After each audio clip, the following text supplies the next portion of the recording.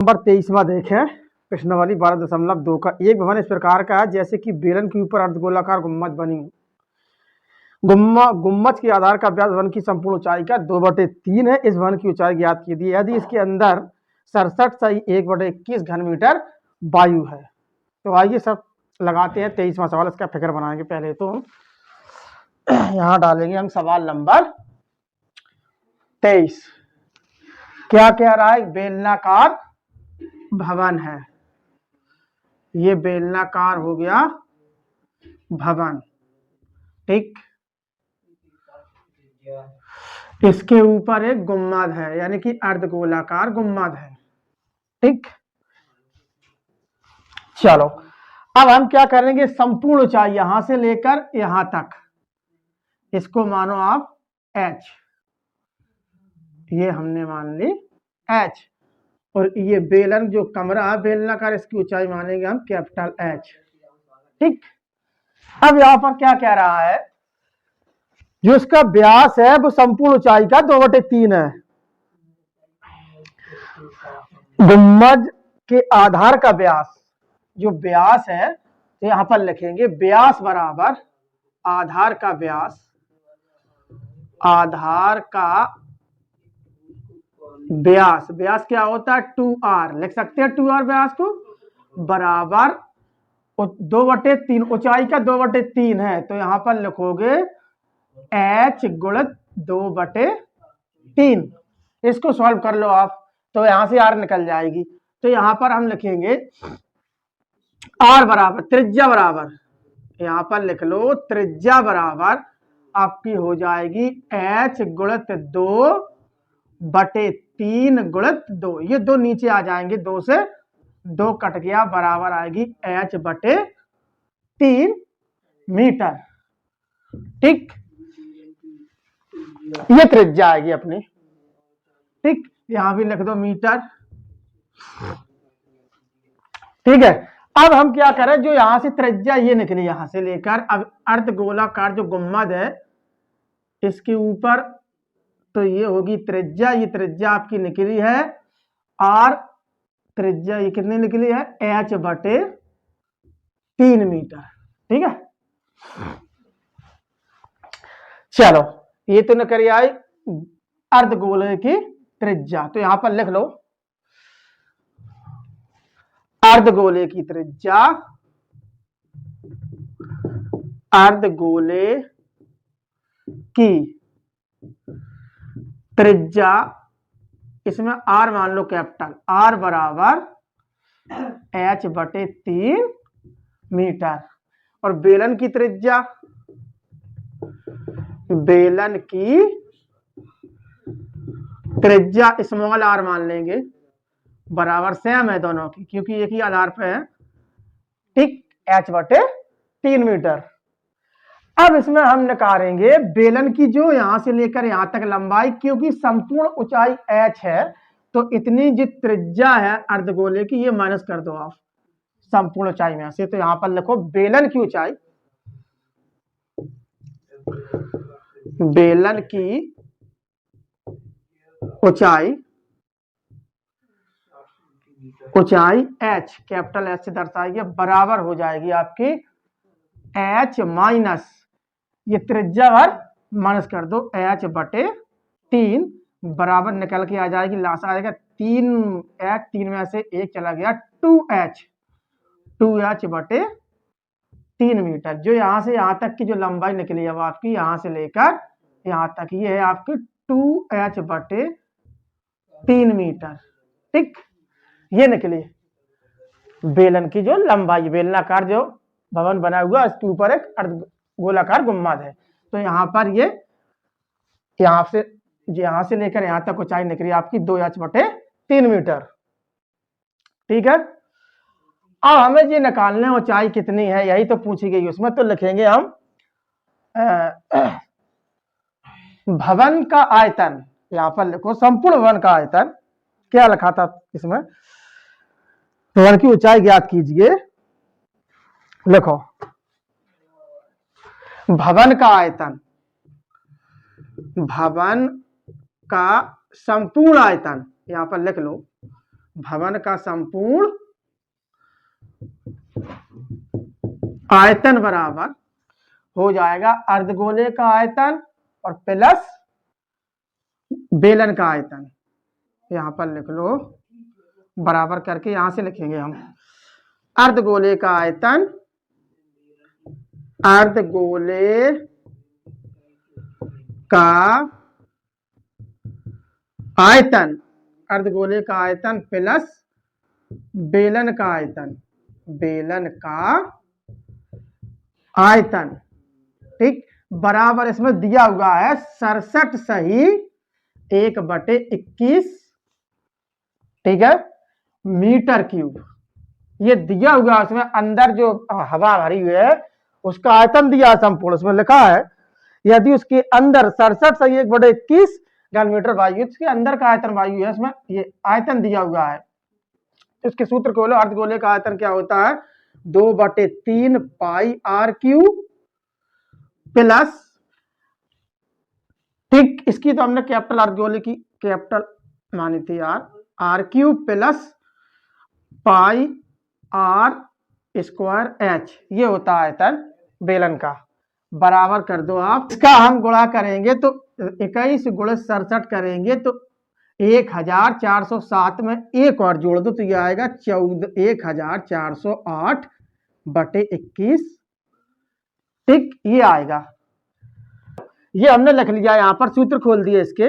अब इसमें हम कॉमन ले लेंगे, इसमें हम कॉमन ले लेंगे पाई आर स्क्वायर, क्योंकि आर समान है, आर हमारी है 2, यहां पर आर कितनी लिख रही थी, यहां पर h/3 है तो आर समान है, तो पाई आर स्क्वायर कॉमन ले लो यहां, तो ये बचेगा आपका 2r/3 प्लस ये बच जाएगा आपका h, ठीक, बराबर 1408/21 बराबर। अब रख दो यहां पर मान, यहां पर मान क्या हो जाएगा 22/7 गुणित आर स्क्वायर कर दो सीधी h²/9, ब्रैकेट ले लो यहां से, यहां पर रखो आर कितनी है 3 एच, तो ये हो जाएगी आपकी 2 गुणित आर का मान रखेंगे हम तो h/3 गुणित नीचे लगा दो 3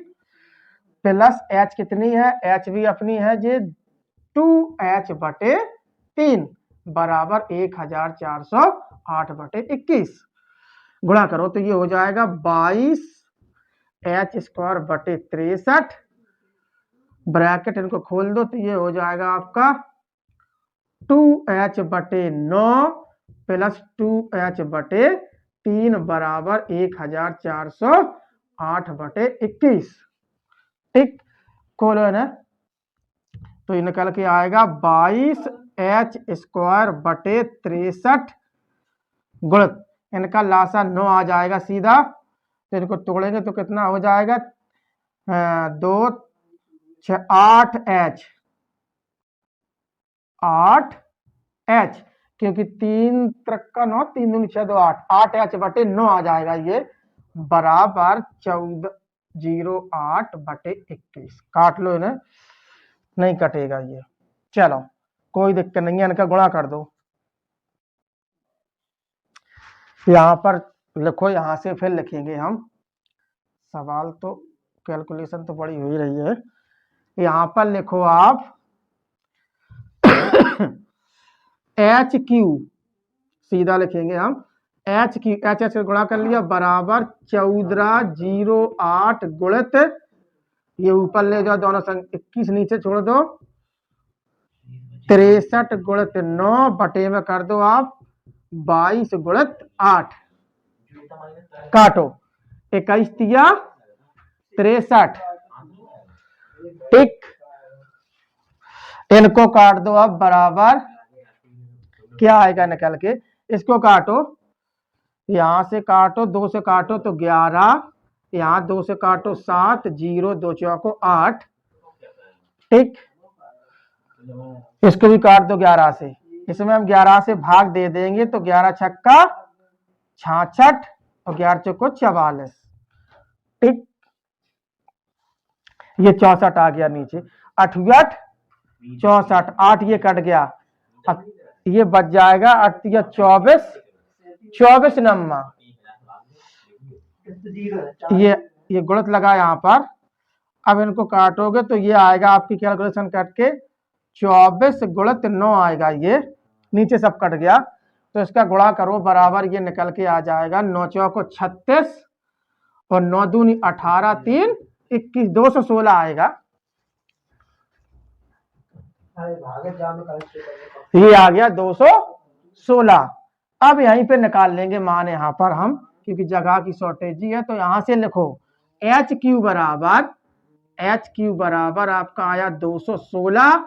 अब ये घन है 6 का तो एच बराबर निकल जाएगा आपका, एच क्यू बराबर लिख सकते हो 6 का क्यूब, रूट क्यूब से क्यू कट गया तो एच बराबर निकल के आ जाएगा आपका 6 मीटर। बस यही हमारा फाइनल आंसर हो जाएगा। इस तरीके से ये सवाल लगना था।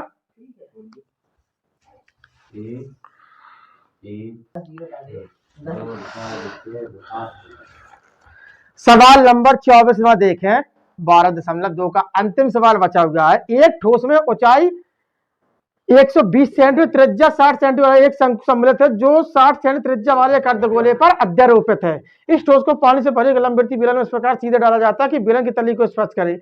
यदि बेलन की त्रिज्या 60 सेंटीमीटर और ऊंचाई 180 सेंटीमीटर तो बेलन में शेष बची पानी का आयतन ज्ञात कीजिए। तो देखो यहाँ पर सवाल नंबर 14वां, यहाँ पर सबसे पहले 24वां है। सबसे पहले एक बनाओ, ये बना लिया अर्धगोला, ठीक, इस पर एक शंकु है, ठीक, देखो ये हो गया शंकु, ठीक है। ये ऊंचाई ले यहां से लेकर यहां तक, ऊंचाई कितनी है 120 सेंटीमीटर, 120 सेंटीमीटर, ठीक।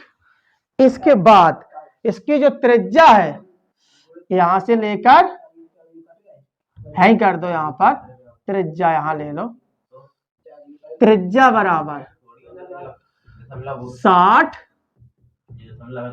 सेंटीमीटर, ये एच है, ठीक है। एक शंकु जो त्रिज्या 60 सेंटीमीटर शंकु सम्मिलित है, जो 60 सेंटीमीटर त्रिज्या वाले एक अर्धगोले पर अध्यारोप है। दोनों की त्रिज्या समान है, ठीक है। फिर क्या कह रहा है, इसको ठोस पानी से भरी लंबवृत्तीय बेलन इस प्रकार सीधा डाला जाता है कि बेलन तल में स्पर्श करे। इसमें यहां पर एक बेलन है, देखो यहां पर बेलन हमने बनाया, ये ठीक, ये एक बेलन है, ठीक। अब इसमें भरा हुआ पानी, इसमें ये शंकु डाला जाता है, ये शंकु बेलन की तली में टच करे तो यहां पर बनाओ, बेलन की तली में ये टच ऐसे करेगा, इसको हम बनाएंगे, हाँ ठीक है। अब इस बेलन को थोड़ा बनाने में समझ लेना, बनाने की कोशिश तो कर ही रहे हैं। ये तली में टच कर रहा है, ठीक, ये तली में टच कर रहा है, ठीक है, ये तली में टच कर रहा है। इसमें भरा हुआ है ये पानी, ये पानी भरा हुआ है इसमें, ठीक, ये भरा है पानी इसमें, ठीक। अब इसकी नाप तो लिख लो, बेलन की भी लिख लो। जो बेलन की त्रिज्या है, यदि बेलन की त्रिज्या, अब बेलन की जो त्रिज्या है यहां से लेकर ये भी 60 है, सब 60 ही 60 है, त्रिज्या बराबर 60 सेंटीमीटर, ठीक। और इसकी जो यहां से लेकर यहां तक ऊंचाई है बेलन की, वो कितनी है, वो है 180 सेंटीमीटर, 180 सेंटीमीटर। कह रहा भैया जब ऐसा एक शंकु है, देखो समझने की कोशिश करें, इसमें ये शंकु है, शंकु को डाला गया है बेलनकार बर्तन, बेलन है उसमें पानी भरा, इसमें डाला गया है। कह रहा है कि पानी का आयतन ज्ञात करो। तो इसमें हम क्या करेंगे, इसमें करेंगे हम बेलन का आयतन माइनस शंकु का आयतन, ठीक है। हाँ, मतलब शंकु में एक अर्धगोला लगा, पूरी आकृति का आयतन निकालेंगे हम। तो इस तरीके से सवाल लग जाएगा। समझ देखो यहाँ पर इसमें हमें क्या निकालना है, शेष बचे पानी का आयतन ज्ञात करना है। ठीक, इसमें भरा था पानी, इसमें डाला गया शंकु, कुछ पानी निकल भी गया होगा तो शेष बच गया पानी, तो कह रहा है पानी का आयतन ज्ञात करो। देखो यहां से तो सबसे पहले निकाल लो आप शंकु का आयतन, निकाल लो यहां से। शंकु का आयतन बराबर शंकु का आयतन, शंकु का आयतन बराबर क्या हो जाएगा, अर्धगोले का आयतन प्लस शंकु का आयतन। यही तो होगा इसमें, शंकु अर्धगोले पर अध्यारोपित है ये, तो यहां पर लिखो, हाँ तो यहां पर लिखो अर्धगोले का आयतन,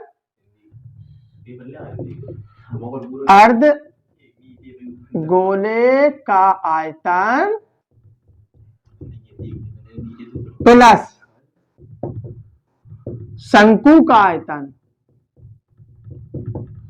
चलो अर्धगोले का आयतन क्या होता है, 2/3 pi r cube plus 1/3 pi r square h, ये होता है। शंकु का दोनों की त्रिज्या समान है। अब इसमें हम क्या ले लेंगे, आप इसमें ले लो 1/3 पाई आर स्क्वायर कॉमन ले लो, 1/3 पाई आर स्क्वायर हमने कॉमन ले लिया, तो यहां पर बच जाएगा आपका 2 बच जाएगा,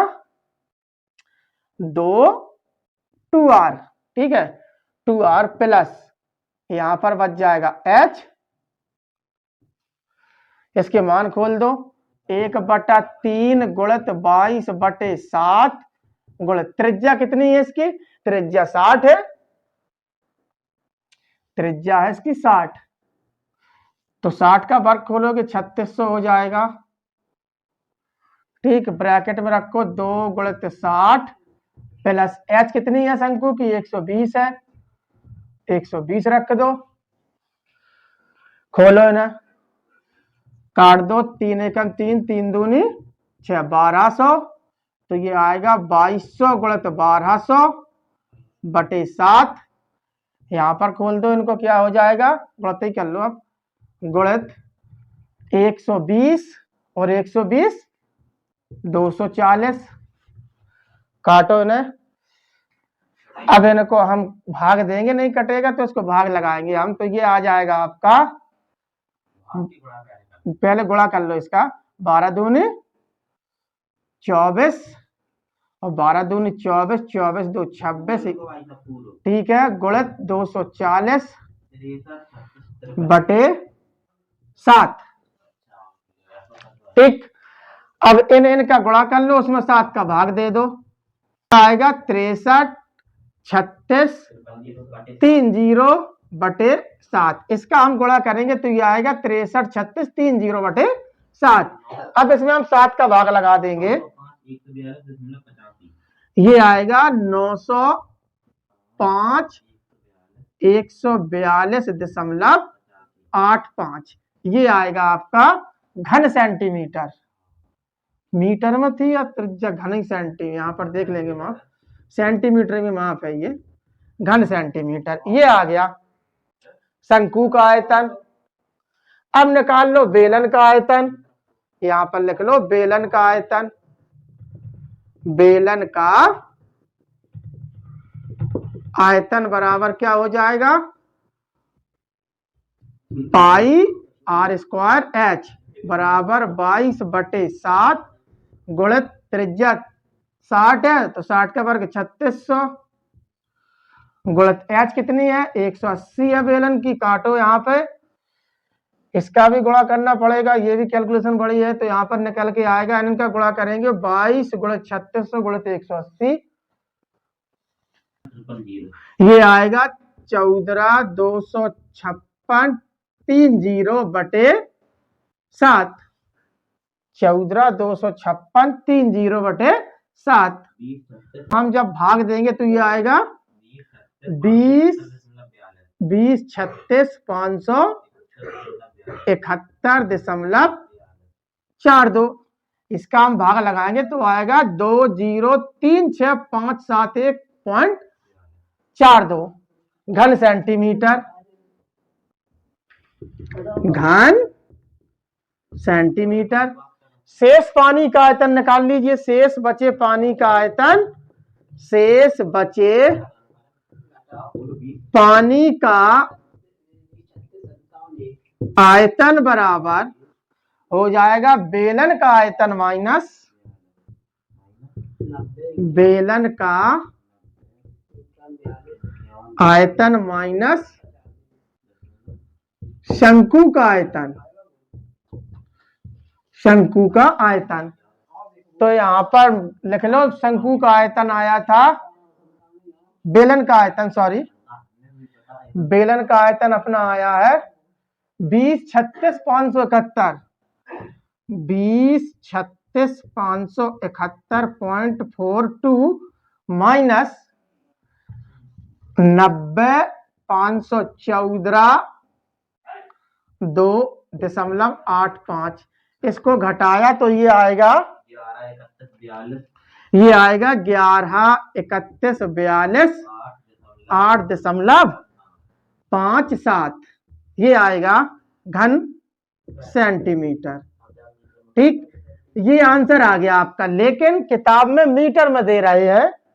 ठीक है, तो इसको मीटर बना दो, इसमें डिवाइड कर दो, 113 300 कितना हो जाएगा, 11 314 28। दशमलव वाले पॉइंट छोड़ दो, बटे कर दो आप, 1 2 3 4 5 6। ठीक, इसमें 6 अंक 6 जीरो बढ़ा दो आप, बराबर ये आएगा, इतने से भाग कर देंगे हम, क्योंकि 1 मीटर में 100 सेंटीमीटर होते हैं। तो यहां पर आएगा आपका 1.131 मीटर क्यूब। यही हमारा फाइनल आंसर हो जाएगा।